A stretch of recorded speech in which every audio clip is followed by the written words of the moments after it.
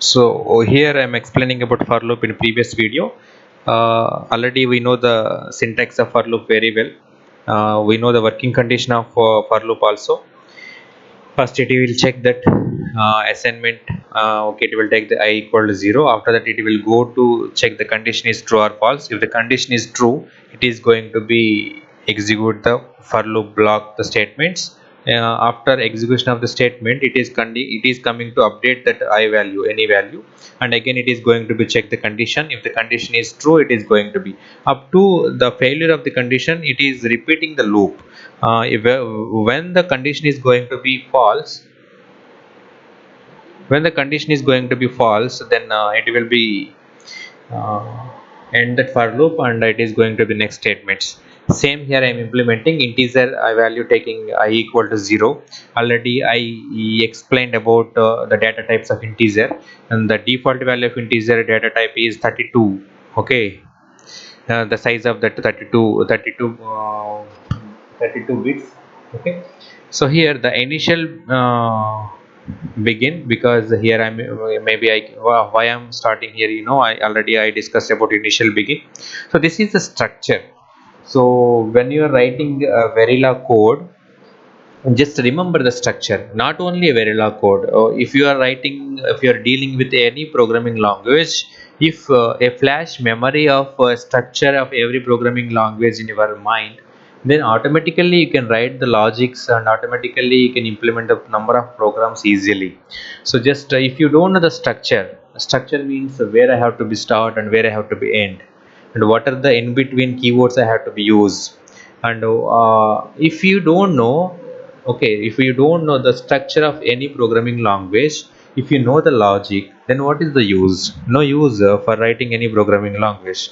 So basically you should remember every structure of the each and every programming language. Every programming language like a similar structures. So first one is some library files, next one is here that declaration part, next one is some assignment part, next one is some functions declaration, and after that, same, this is a common structure for each and every programming language. So here in a Verilog code also we have the module is so first line we have to start with any code of Verilog with the module keyword and the module name, with the port numbers. Otherwise without port numbers already we discussed. After that we can write any data types, otherwise the declaration part here. After that the implementation of otherwise the means like what are the statements you want to be execute, otherwise the logic you want to be implement. Then here this implementation part. After that you have to be end each and every keyword what you have used, means each and every keyword means there is no need to end that integer keyword. So module you have to be end and initial begin, otherwise the begin keyword if you are opening, then you have to be close those keywords. So these are the like conditional control statements. So this is very simple.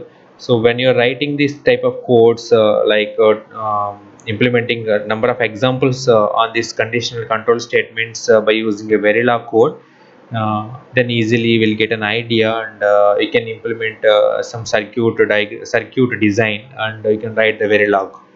So the main purpose of the Verilog code is here. I want to be write the hardware description language. Means here I am implementing the logic of the hardware by using a text.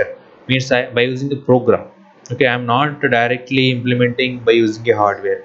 So if whatever I am implementing here, the logic is correct and I am getting this correct outputs, then based on this program I can go through design the particular hardware, and I can implement this particular software into the hardware. Okay, this is the main purpose of this VHD, means like a Verilog code. Okay, so this is one of the video for conditional control statements.